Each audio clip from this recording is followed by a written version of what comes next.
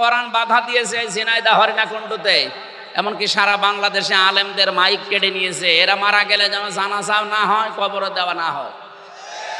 ফতোয়া হামজা, আমি বানালাম এটা। সূরা তাওবার 84 নম্বর আয়াতে আল্লাহ ফতোয়া দিয়েছেন, ওয়ালা তুসাল্লি আলা আহাদিম মিনহুম মাতা আবাদাও ওয়ালা তাকুম আলা কবরি ইলা আখিরি আয়া। আল্লাহ পাক বলেন, হে নবী, এদের কবরের পাশে দাঁড়ানো দূরের কথা, এদের জন্য দোয়াও করবেন না। শব্দের দিকে খেয়াল করেন, ওয়ালা তুসাল্লি আলা আহাদিম মিনহুম, বহুবচন দিয়েছেন, এটা জমির। শুধুমাত্র এটা আব্দুল্লাহ ইবনে উবাই না, এর মতো চরিত্র দুনিয়া যারাই তৈরি করবে, উপরে ফিটফাট ভেতরে সদরঘাট। আব্দুল্লাহ ইবনে উবাইয়ের উপরে কিন্তু ঠিক ছিল, নবীজির পেছনে নামাজ পড়তো, নবীজির সাথে রোজা রেখেছে, নবীজির সাথে ইফতারি করেছে, ওর দাড়ি টুপি পাগড়ি জুব্বা সব ওকে ছিল। শুধু সমস্যা ছিল রাজনৈতিক জীবনে ও বিশ্ব নবীকে নেতা মানত না। ওর নেতা ছিল আবু জেহেল। ওর পড়া জীবন আমি পড়ে শুধু একটাই ভুল পেয়েছি, এই একটা ভুলে যদি ওকে আল্লাহ জাহান্নামে না জাহান্নামের নিচে দিয়েছে। ও যে জাহান্নামের একেবারে নিচে আছে, প্রমাণ সূরা নিসা, ইন্নাল মুনাফিকিনা ফিদ দারকিল আসফালি মিনান নার। আসফাল ইসমে তাফসীর, এটা সুপারলেটিভ ডিগ্রি, এর চাইতে বড় শব্দ আর আরবিতে হয় না। আল্লাহ পাক বলেন, ও তো জাহান্নামে গেছে, জাহান্নামের একেবারে নিচে গেছে। ওয়ালাং তাজিদা লাহুম নাসীরা, এরপরে লাং হুম, কত কঠিন কঠিন শব্দ জানেন এটা। তাজিদা মোজারে, এটা বর্তমান ভবিষ্যৎ, প্রেজেন্ট ফিউচার। এর আগে যদি লান আসে বাংলা অর্থ হয় কখনো হবে না। আল্লাহ গ্যারান্টি দিচ্ছে এদেরকে সাহায্য করা হচ্ছে না, হবে না। কেন? আল্লাহ আব্দুল্লাহ ইবনে উবাইয়ের নাম জানে না, নামটা দিল না কেন? হোম দিয়েছেন এই কারণে। উবাই শুধু একজন না, কিয়ামত পর্যন্ত এরকম চরিত্রের মানুষ আসবে, তাদের উপরে এরকম আব্দুল্লাহ বিন উবাইয়ের মতো ফিটফাট থাকবে, ভেতরে থাকবে সদরঘাট। এ ঝিনাইদহ নেই বলেন?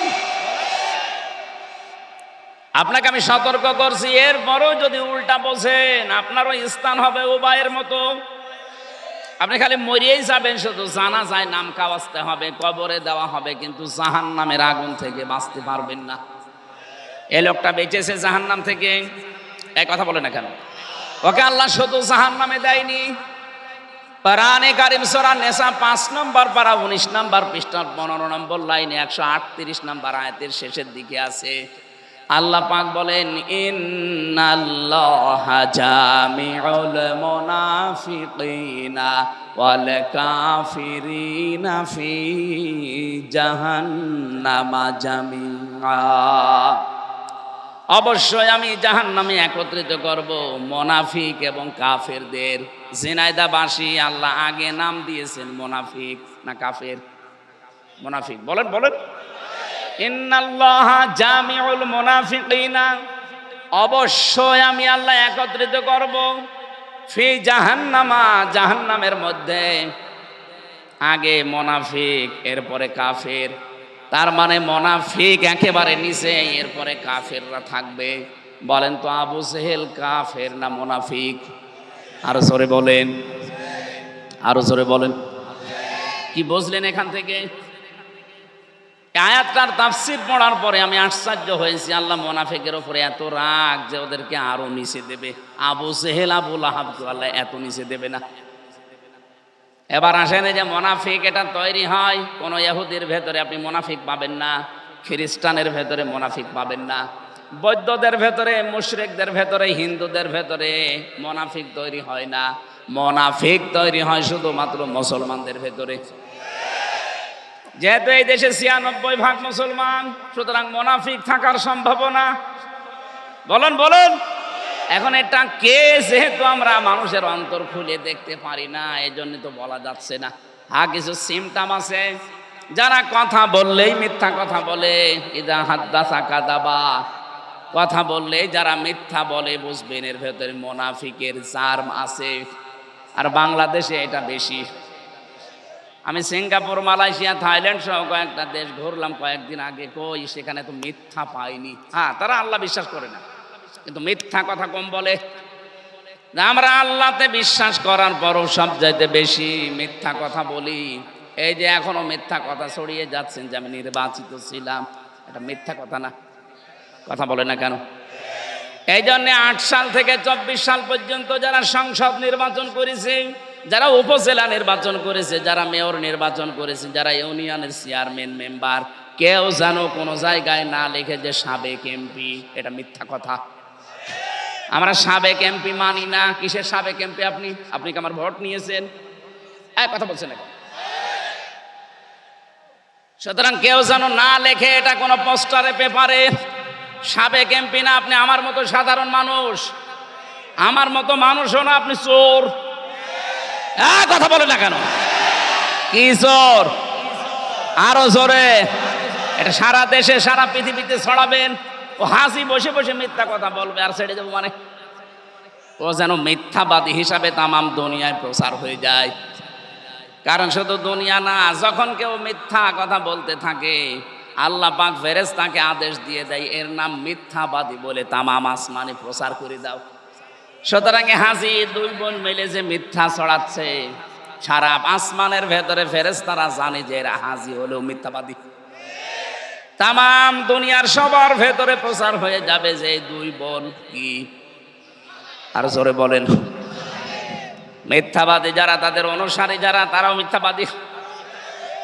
আপনাদের হরিণাকুণ্ড এবং সদরে যারা দায়িত্বে ছিলে দেখেছেন কি দাপট তাদের, মিথ্যা বলতো আবার দাপট দেখাতো। তাহলে এখান থেকে প্রমাণ হইল কি? কথা বললে যারা মিথ্যা কথা বলে, যাদের কাজকর্ম মিথ্যা, যাদের অ্যাক্টিভিটিস মিথ্যা, এরা কি? মুনাফিক। বলেন বলেন। ওয়াইদা ওয়াদা আখলাফা, যারা ওয়াদা করে কিন্তু ঠিক রাখে না। আজ কত ওয়াদা আমরা করেছি কিন্তু ওয়াদাগুলো ঠিক নেই। নিজের সাথে ওয়াদা করেছিলাম আমরা সেই জন্মের আগে। রব্বুল আলামিন জিজ্ঞাসা করেছিলেন আমাদেরকে, আলাস্তু বিরব্বিকুম, আমি কি তোমাদের রব না? যত ওহী আমরা ছিলাম, যত রূহ, প্রত্যেকেই বলেছিলাম ক্বালু বালা, অবশ্যই আপনি আমাদের রব। এই কথাটা স্বীকৃতি দেওয়ার পরে দুনিয়ায় যারা রব মানে না, রব কি আজকের তেলাওয়াত কিন্তু আয়াতে আছে, আমরা ব্যাখ্যায় যাব ইনশাআল্লাহ। যারা রব হিসাবে আমার আল্লাহকে 5টা বিষয়ে মানে না, এই মানুষগুলো মিথ্যাবাদী, এরা ওয়াদা খেলাফকারী, এরা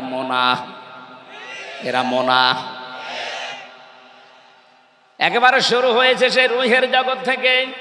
মায়ের পেটে আসার পরে ফেরেশতারা যারা আমাদের দায়িত্বে ছিল তারা পর্যন্ত আমাদের কাছে ওয়াদা নিয়েছিল।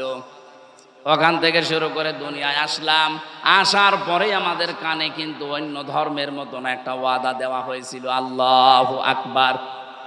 তুমি যে আসলে দুনিয়ায়, এখানে কিন্তু সব কিছুর তুলনায় বড় কে? বলেন বলেন। যেই সন্তানের কানের কাছে ছোটবেলায় জন্মের পরে আওয়াজ দেওয়া হয়, ও বড় হয়ে আল্লাহু আকবার আর সহ্য করতে পারে না। কথা বোঝেন? আমার মনে হয় ছোটবেলায় যাদের কানের কাছে আল্লাহু আকবার বলা হয়েছিল, বড় হয়ে যারা মানতে চায় না ওদের জন্মে ভেজাল আছে। এত নিচে নামা ঠিক হইল না? ঠিকই আছে, ঠিক নেই মানে 100 ভাগ ঠিক। আরো কম বলা হচ্ছে। ওরা যা করেছে কম বলা হচ্ছে। মাটির নিচে আয়না ঘরের নাম আপনারা শুনেছেন শুধু, আমি তো বাস্তবে কয়েকদিন থেকে দেখেছি। এত খারাপ আচরণ করে মানুষের সাথে এরা। পালিয়েছে, না পালালে আমার মনে হয় মানুষ যাদের ওপরে রাগ আছে পিটিয়ে মেরে ফেলতো। কত মানুষের কান্নার আওয়াজ পেতাম শুনতে। এতে এত বড় বড় নখ হয়ে গেছে। কে 8 বছর, 10 বছর, 14 বছর পর্যন্ত পড়ে আছে, কেউ জানে না। চোল দাড়ি গপ, মনে হচ্ছে জঙ্গল থেকে একটা মানুষ বেরিয়ে আসতেছে। জঙ্গলি মানুষের নাম শুনেছিলাম আর আমি দেখেছি। এই যে নখ এত বড়, বলেন তো কত বছরে এত বড় নখ হয়? 14 বছর পড়ে আছে লোকটা, 12 বছর, 10 বছর, 8 বছর ওরা ওই খুশিয়ে খুশিয়ে দেওয়ালের সাথে লিখতো যে ভাই যদি বাইরে কেউ যেতে পারেন এই নাম্বারে শুধু জানাবেন যে আমি বেঁচে আছি। এটা মানবতা লঙ্ঘন হয়নি? এখন এই বিনা ভোটের এমপিদেরকে ডিভিশন দেওয়া হচ্ছে না, নাকি মানবতা লঙ্ঘন হচ্ছে? ওদের তো পিটিয়ে মেরে ফেলা দরকার। ও জালেমাকে সাহায্য করার জন্য এরাই দায়ী। এদের ডিভিশন কিসের? এদেরকে ফাঁসির কন্টেম সেলে ঝুলিয়ে রাখা দরকার 24 ঘন্টা। ডিভিশন এত বড় কঠিন অবস্থা তো একদিন 2 দিন না। নোয়াখালীর হাতিয়া থানার একজন আমার সাথে ছিল, মুফতি ফখরুল সাহেব। উনি আমার মাঝে মাঝে রাতের বেলা এসে বলতেন, ভাই আপনার সাথে কি করে আমি জানি না, কিন্তু আমার এই হাতে পায়ের ভেতরে হাত দিত, দিয়ে সামনে যে লোহার ব্যারিকেড আছে ওর সাথে দিয়ে হাত আটকিয়ে দিত। 1-2 ঘন্টা 5 ঘন্টা না, বছরের পর বছর এভাবে রেখে দিয়েছে। 1-1.5 মিনিট সময় দিত 24 ঘন্টায় শুধু টয়লেট করার জন্য। 1-1.5 মিনিট। 1 লোটা পানি দিয়েছে, ওইটা দিয়ে টয়লেট করবো, এটা দিয়ে ওযু করবো, ওইটা দিয়ে খাবে। টের পাচ্ছেন কোথায় পৌঁছিয়েছে ওরা? আর এখন মানবতার কথা বলেন। সকালবেলা কয়েকটা দেখতাম পচা ছোলা দিয়ে গেছে, দুপুর বেলা দিয়েছে 1 মোটা ভাত, মনে হচ্ছে কেউ মাখিয়ে দিয়েছে, ও কুকুরও খাবে না। এভাবে যদি 2-5 দিন করে ছেড়ে দেয় তাও তো বাঁচা যায়? বলেন তো, একটা মানুষ 8 বছর, 10 বছর, 14 বছর এভাবে বেঁচে থাকে কি করে? আর আপনি এখন বলেন যে আমি কি করেছি, যে আমার পালানো লাগবে। পালানেন কেন? থাকেন না কেন? কি করেছেন? আমি নিজে তো দেখেছি কি করেছেন। জেলে দেওয়ার পরও আপনার রাগ চাইনি, এরপরও আমাদেরকে যোগাযোগ বিচ্ছিন্ন করে রেখেছিলেন। বাবাকে আমি 3 বছর পরে দেখলাম। আমি জানি না আমার বাবা বেঁচে আছে না মরে গেছে। আমার দাদা মারা গেছে জেলে থাকতে, আমি জানি না। 7 দিন পরে কারারক্ষী আমার যে বলছে আপনার একজন মরে গেছে। কে কে জানি না। ও শুনেছে একজন মুরব্বী মরেছে, পরবর্তীতে আমি আন্দাজ করে বললাম আমার দাদা মরে গেছে। 3 বছর পরে জানতে পেরেছি আমার দাদা দুনিয়ায় নেই। এত কিছু করার পরে বলে আমি কি করেছি আপনি চট করে ঢোকেন, জানাচ্ছি আপনাকে। বলে আমি চট করে ঢুকবো। চট করে ঢুকবো মানে চট করে ঢুকলে ফট করে আয়না ঘরে ঢুকিয়ে দেবো। একটা ওয়াদাও ঠিক রাখেননি। বলেছিল বাংলাদেশ চলবে মদিনার সনদে, চলিয়েছে মোদির সনদে। মদিনার সনদ বাদ দিয়ে চালিয়েছে কোন সনদ? মোদির সনদ। পুরাটা উল্টিয়ে ফেলেছে। মদিনার সনদে চললে মানুষকে আয়না ঘরে রাখা হয়, গুম করা হয়। এই ভার্সিটির 2টা ছেলেকে গুম করেছে আজ 8-9 বছর আগে, আজও সন্ধান পাওয়া যায়। কত মেধাবী ছেলে তারা, মুকাদ্দাস আর অলিউল্লাহ। এই কথা বলছে না কেন? এ তো 1টা 2টা না। আমার মনে হয় আমি যখন ওই মাটির নিচে ছিলাম আমি শুনতে পেয়েছিলাম যে ইলিয়াস আলী বিএনপির ওই নেতা বেশি আছে, কিন্তু না, ওর মেরে ফেলিস তারে। এত অত্যাচার করার পরও এরা যদি এখনো বলে যে কি হয়েছে আপনি জানেন, আপনি তো টের পাননি কি হয়েছে। আপনার ছেলে যদি ওই অবস্থায় থাকতো আপনি টের পেতেন। এই জন্য আশা করছি জালেমরা যেন কিয়ামতের আগে এই দেশে আর প্রতিষ্ঠিত হতে না পারে। দরকার হয় এই হরিণাকুণ্ড বাজারে বিভিন্ন জায়গায় জালেমদের বড় বড় ছবি টাঙিয়ে রাখবেন। ওদের কেউ আসলে পিটিয়ে এক জায়গায় করে বটগাছ বানিয়ে রাখবেন। ভণ্ডামি করার জায়গা পাও না। খবিয়াতান শব্দের কথা বলেছিলাম যে আল্লাহ উজাড় গৃহ বানিয়ে দিয়েছে। কেন? কারণ তাদের জুলুমের কারণে। এই যে জুলুমের এই নিদর্শনগুলো, ইন্না ফি যালিকা লাআয়াতান লিকাউমিন ইয়ালামুন, এই যে লাম দিয়েছেন। এই আপনি কথা বলেন কেন? দাঁড়িয়ে থাকে থাক, বসে থাকে থাক, এক কথা শোনেন, এমনি সময় কম। এখানে লামে তাকিদ আছে যারা আরবি গ্রামার জানে। আল্লাহ বলেন এর ভেতরে নিদর্শন আছে যারা জ্ঞানী মানুষ তাদের জন্য। কি নিদর্শন আছে? শিক্ষা আছে। আমি যা পেয়েছি শোনেন। আল্লাহ জানাতে চেয়েছেন, হে নবী, এই হানিফের বাড়ি, আতার বাড়ি, আপনার এই সমীরের বাড়ি কি করেছেন আমি জানি না। এরকম বহু নেতা এই দেশে 630টা থানা আছে, প্রতিটি থানায় কম বেশি এই 15.5 বছরের জুলুম হয়েছে। সবচাইতে বেশি হয়েছে ঝিনাইদহ জেলার মহেশপুরে। কথা বলেছে না কেন? বাংলাদেশের সাতক্ষীরা পুরা জেলা মিলে উজাড় করে দিয়েছে, বুলডোজার দিয়ে ঘর ভেঙে দিয়েছে। ওদিকে চাঁপাই নবাবগঞ্জ, ওদিকে চট্টগ্রাম, কি অবস্থা করেছে আপনি নিজে যদি ওই সময় দেখতেন, চোখের পানি রাখতে পারতেন না। একটা বিধবা মেয়ে লোক যার স্বামী মারা গেছে, ছেলে মারা গেছে, তাকে পর্যন্ত এক কাপড়ে বাড়ি থেকে বের করে দিয়েছে। খালেদা জিয়া ওই দিন যে কান্নাকাটি করেছিল আপনি দেখেছেন। যত কঠিন অন্তরের মানুষ হন আপনার চোখ দিয়েও পানি বের হবে, অথচ 3 বারের প্রধানমন্ত্রী। কথা বলেন এখন। সাবেক সেনাপ্রধানের স্ত্রী, সে একজন, তার সম্মান কি? অথচ তার বাড়ি থেকে এক কাপড়ে বের করে দিলেন। এখনো পর্যন্ত বিএনপিতে যারা আছে তারা এই জালেমদের সিম্পিতি দেখায় না। যা হয়েছে হয়েছে, যা হয়েছে হয়েছে মানে জালেমদেরকে সাহায্য করা, মাফ করে দেওয়া মানে মজলুমের প্রতি অবিচার করা। আমার এই মামলার সাথে যারা জড়িত এদেরকে যদি কেউ মাফ করে দেয় তাহলে আমার সাথে অবিচার করা হবে। আমিও মাফ করতে পারি। কয়েকদিন আগে বগুড়ার এক ওসি এই 5 তারিখের আগে ও আমার মাহফিলে উঠতে দেয়নি। আমি পৌঁছিয়েছিলাম আগস্টের 5-এর আগে, মাহফিলে পৌঁছাতে দেরি, ওরে ফোর্স নিয়ে আমার এমন তাড়া দিয়েছে, মাঠের ভেতর আমি 2 কিলো খালি দৌড়িয়েছি। পা মা কেটে কি অবস্থা হয়েছিল। 5-এর পরে ওর চাকরি চলে গেছে,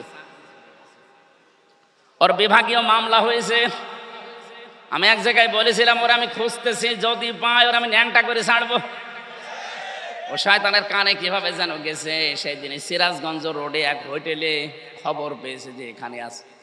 ও এতদিন লুকিয়েছিল কক্সবাজারে, চলে এসেছে রাতের বেলা। কিভাবে আমার গাড়িটা ধরে ওই হোটেলে আমি চা খাচ্ছি, আমারে বসে হুজুর আমারে মাফ করে দিন। কে আপনি? ওই ওসি। আপনাদের তো খুঁজছিলাম, আপনি মাফ চাবেন। ওই দিন আমার গাড়িটা আন্দাজে ধরে নিয়ে গিয়েছিলেন, 1,13,000 টাকা নিয়েছেন বিনা কারণে। ওই যে বাড়ি ভাইয়ের গাড়ি ছিল, আগে ওই টাকা ফেরত দেন, এরপরে মাফ চান। টাকা আনি না, টাকা না দিলে মাফ নেই। এই 15.5 বছরে যাদের কারণে আপনি ব্যবসা করতে পারেননি, যারা চাঁদাবাজি করেছে, আপনাকে চাকরি করতে দেয়নি, বাড়িতে ঘুমাতে দেয়নি। কথা বলেন না কেন? এই যে এই মানুষটা বাড়ি ঘুমাতে পারতো, কোথায় গাছতলায়, কোথায় বাঁশতলায়, কোথায় সে ক্ষেতের ভেতরে থাকা লেগেছে। যার কারণে আপনি ছেলেকে চাকরি দিতে পারেননি, শুধু উল্টা পাল্টা নাম দিয়ে চাকরি থেকে বাদ দিয়ে দিত। যারা গম করেছে, খুন করেছে, মিথ্যা মামলা দিয়ে, মিথ্যা সাক্ষী দিয়ে জেল খাটিয়েছে, তারা এখন আস্তাগফিরুল্লাহ পড়বে আর মাফ হয়ে যাবে। আল্লাহ কি ওই রকম নাকি? জীবনও না। হ্যাঁ, ওনার সাথে যদি কোনো অধিকার আপনার নষ্ট হয়, আপনি নামাজ পড়েননি, আল্লাহ মাফ করে দিতে পারে। কি কথা বলেন না কেন? ফায়াগফিরু লিমান ইয়াশা ওয়া ইউআযযিবু মান ইয়াশা। ইচ্ছা করলে মাফ করে দেবে, ইচ্ছা করলে শাস্তিও দিতে পারে। কিন্তু হামজার সাথে যা হয়েছে আল্লাহ এটা মাফ করবে না। আগে আমার ক্ষতিপূরণ দেবেন, এরপরে আস্তাগফিরুল্লাহ পড়বেন। আপনি মাফ চাচ্ছেন আল্লাহর কাছে, আপনি কি আল্লাহর কাছে অপরাধী? বলেন, নিজের বিবেকে কি বলে? আপনি দোষ করলেন হামজার কাছে, হামজাকে তার জায়গা মতো যেতে দিলেন না, মিথ্যা একটা মামলা দিয়ে, মিথ্যা সাক্ষী দিয়ে আপনি জেলে আটকে রাখলেন। যে কষ্ট দিলেন, এখন যদি আস্তাগফিরুল্লাহ পড়েন, আল্লাহ যদি মাফ করে দেয়, আমার প্রতি অবিচার করা হবে না? শুধু আমি একা, এদেশে লক্ষ লক্ষ হামজা এরকম বিপদে ছিল।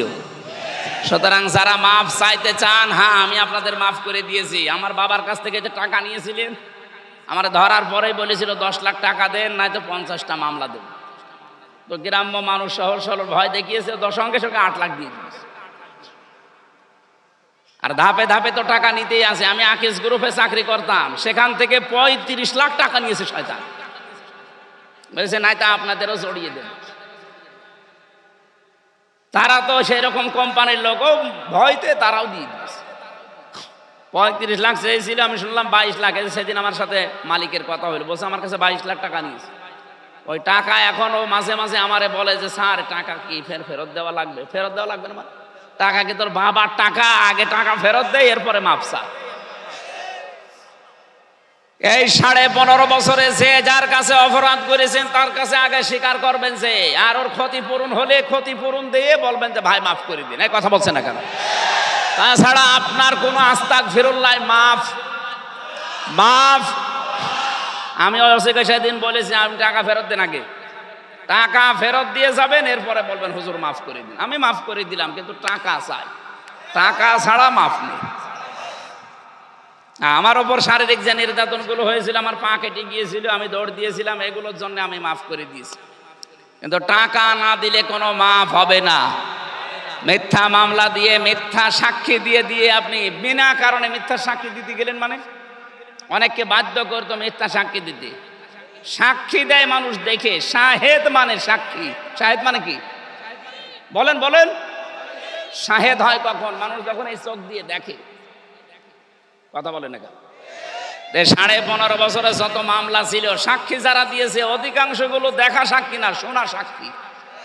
আপনি দেখেন, আমার যারা সাক্ষী দিয়েছে, আমারে ধরে নিয়ে গেল বাড়ি থেকে, আর ওখানে পরের দিন পেপারে দিলে ওনারা আমরা মজমপুর গেট থেকে ধরেছি। পুরা মিথ্যা কথা। তাহলে এই বিরুদ্ধে তারা সাক্ষী দিয়েছে, তারা কি সত্য সাক্ষ্য দিতে পারবে? পুরাটা বানিয়ে বানিয়ে দেবে না। এই জন্য মুসলমান যদি মিথ্যা সাক্ষী দেয়, সে আল্লাহর বান্দা থেকে খারিজ হয়ে যায়। এ বাংলাদেশে মিথ্যা সাক্ষী বন্ধ হলে 1,10,000 মানুষ জেলখানায় আছে, আমার মনে হয় 70,000 বের হয়ে যায়, বিনা কারণে পড়ে আছে, কিচ্ছু জানে। বান্দার হক নষ্ট করবে না, এটা কিন্তু বান্দার হক। ও যতদিন মাফ না করবে, আল্লাহ আপনাকে মাফ করবে না। এই যে মেয়েদের এই দেনমোহর দেওয়া, এটা কিন্তু তার হক। আজ বাংলাদেশে অনেকে দেনমোহর না দিয়ে মাফ চেয়ে নেন, না, মাফ হবে না। আগে দেনমোহরের টাকা দেওয়া লাগবে। এক কথা বলে না কেন? দেনমোহর শোধ আছে কার কার? হাত তোলেন তো। ও আমার বাপ তো হাত তুলছে না। আমার আব্বা ধরা খাবে। আব্বা কত আপনার দেনমোহর কত দেওয়া লাগবে? আপনার দরকার টাকা না থাকলে আমারে বলেন, আমি টাকা দেবো, এটা মারে দেওয়া লাগবে না। আমার আব্বার মনে হয় বাকি আছে। হাত তুলছে না কেন? বাকি নেই? ক টাকা?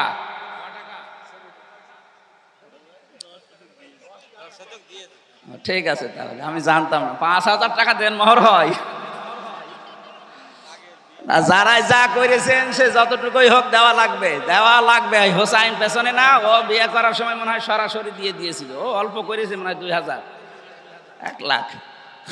একটু বেশি করা লাগবে যার যে সামর্থ্য আছে। আর একটা জিনিস, এই দেশে একটা ভেজাল চলছে, এটাও বান্দার হক নষ্ট হওয়ার শামিল। এই যে বরযাত্রী দেওয়া, আমিও করেছিলাম এটা না বুঝে। আমার বরযাত্রী বেশি ছিল না, 8-9 জন। কিন্তু এখন যারা এই 150-200 মানুষ নিয়ে যাচ্ছেন মেয়ের বাড়িতে, না, এই বরযাত্রী খাওয়া জায়েজ নেই। অলিমা খাওয়া জায়েজ আছে। অলিমা হবে ছেলের বাড়ি না মেয়ের বাড়ি? বলেন বলেন। সম্মানিতা মা বোন যারা এসেছেন, বরযাত্রী আসবে, এই বিয়ে আর করবেন না। ও এমনি বাধ্য হয়ে বিয়ে করবে। আপনারা শক্ত হন, দেখেন, ও বাধ্য হয়ে বিয়ে করবে। করবে না মানে ওর বাপ করবে। আপনারা শক্ত হবেন, বলবেন না কিসের বরযাত্রী, দরকার হয় আমরাই উল্টো করে মেয়ের বাড়ি থেকে আপনার বাড়ি যাব। কারণ নবীজি যত বিয়ে করেছিলেন, বরযাত্রী না অলিমা? আরো জোরে বলেন। মাওলানা হোসাইনের 2 মেয়ে, আমারও তো 3 মেয়ে। এই জন্য বারবার অলিমার কথা বলছি, যেন আমরা বেশি যাই না। ভাই, এটা হাদিস। হক কলেবাদ নষ্ট হচ্ছে এর দ্বারা। আশা করছি সামনে হাসি খুশি হোক আর পাগলামি করে হোক, কোনো ছেলের বাবা এই কাজ করবেন না। আপনি নিজেও জাহান্নামে যাচ্ছেন হারাম খাবার খেয়ে, ওই বরযাত্রীগুলো হারাম খাবার খাওয়াচ্ছে। কারণ মেয়ের বাবা তো আর ইচ্ছা করে আপনাকে খাওয়াচ্ছে না, বাধ্য হয়ে। এই কথা বলে না কেন? 18 বছর, 20 বছর, 25 বছর একটা মেয়ে এত সুন্দর করে মানুষ করার পর কষ্ট করে আপনাকে দিচ্ছে, এরপরও 150 মানুষ খাওয়ানো লাগবে মানে? আপনি এত বড় জালেম। বরযাত্রী গেছেন কারা কারা? হাত তোলেন তো।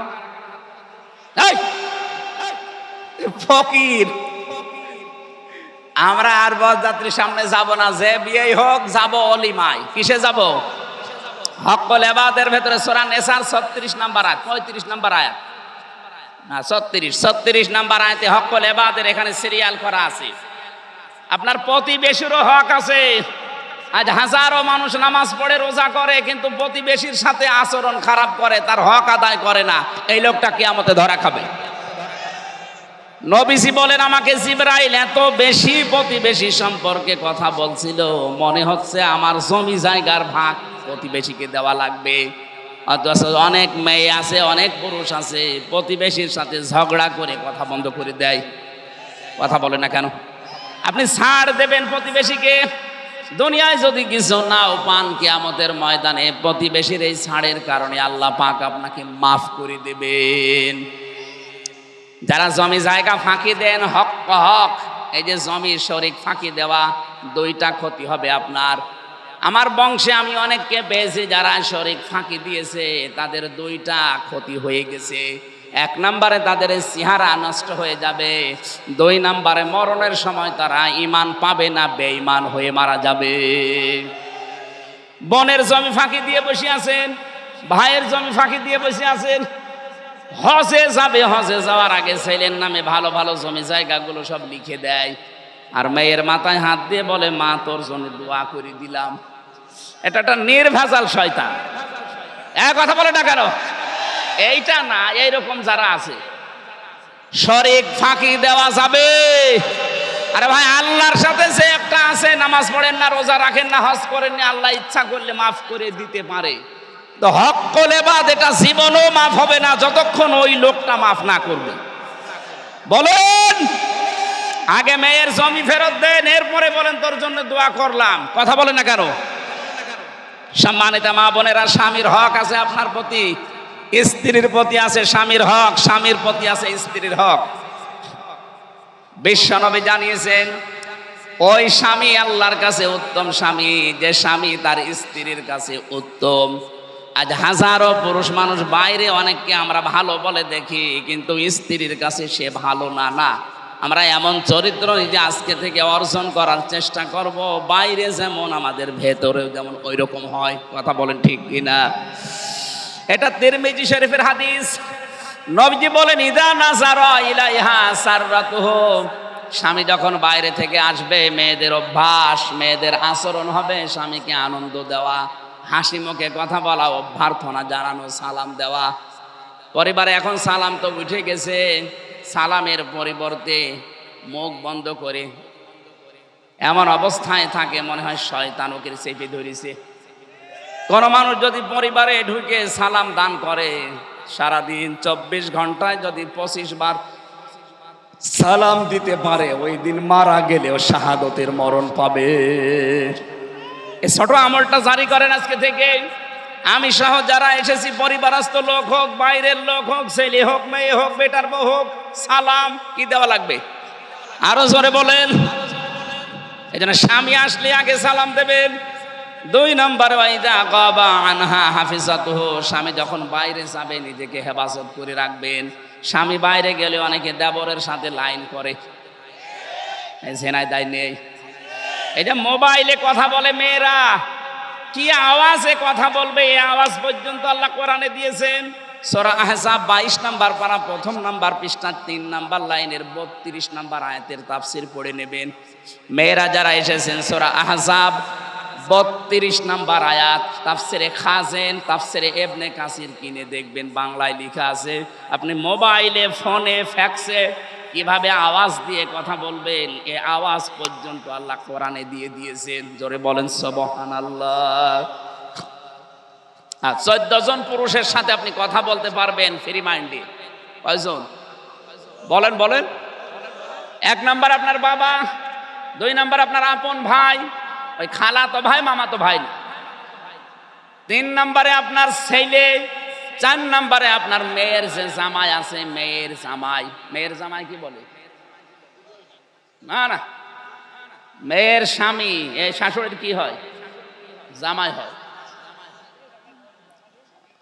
এদিকে স্বামী বলে, ওই রংপুরের লাইনে একটু ঝামেলা, ওরা জামাই বলে, শেষে উল্টিয়ে যায় না। এরকম 14 জন আছে, আপন ভাইয়ের ছেলে, আপন বোনের ছেলে, এরকম 14 জন। সূরা নিসার ভেতরে 21 নম্বর আয়াতের তাফসীরে আছে।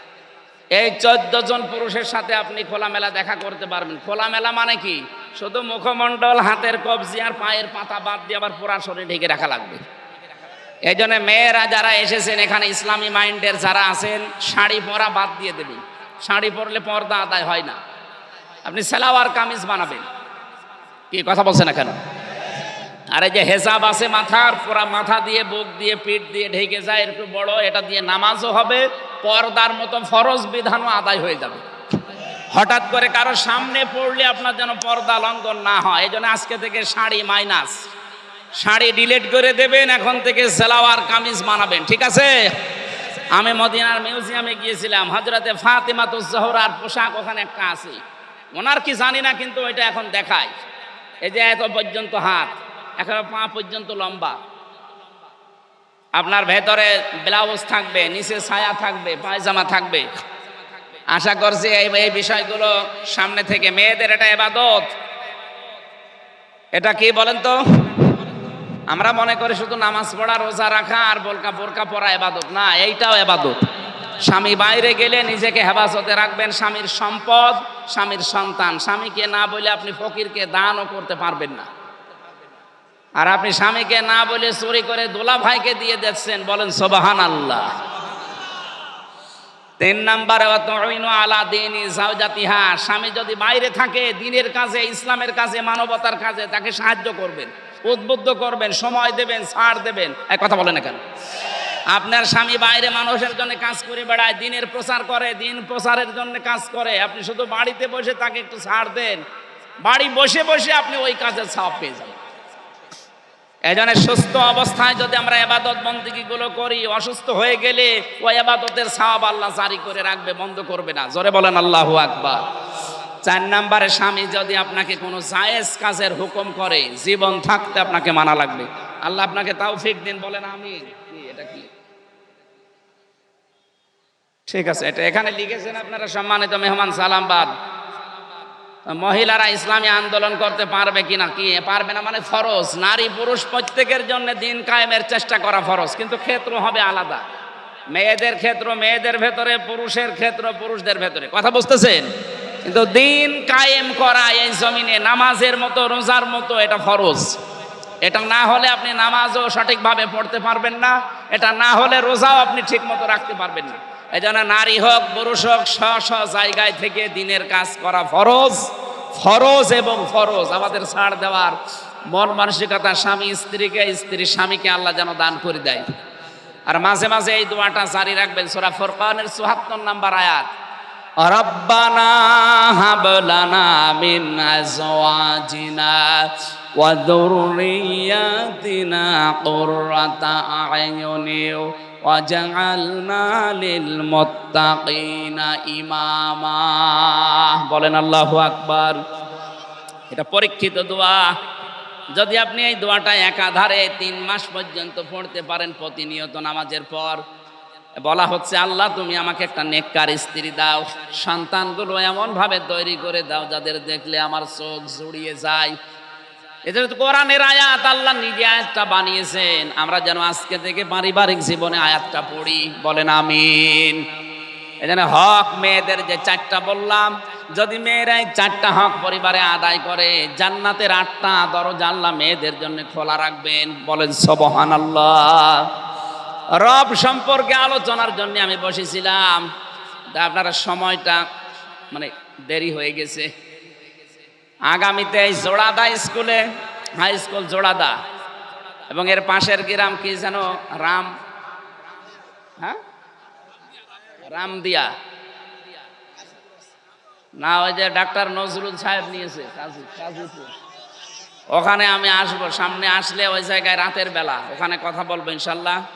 আর আজকে মাহফিল আছে, আমার সাথে জেলে ছিলেন মুফতি জসিমউদ্দিন রহমানী সাহেব, 12 বছর তিনি জেল খেটেছেন। উনি আসবে আপনাদের হরিণাকুণ্ড উপজেলা ফুটবল ময়দানে, আজকে মনে হয়, আজকে অবশ্যই যাবেন। খুব ভালো আলেম, যদিও উল্টাপাল্টা মামলা দিয়ে তার জীবনটা নষ্ট করে দিয়েছে সরকার।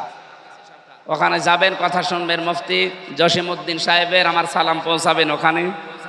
আমি মনে হয় আজকে আর চালাতে পারছি না, কারণ আর 2-3 মিনিট পরে আজান হবে। এখানে নামাজ যারা পড়বেন আশপাশে পড়ে নিন। আমার রাত্রে মাহফিল আছে শৈলকুপা বাজারে, ওখানে যাওয়ার দাওয়াত দিলাম। আল্লাহুম্মা আমিন।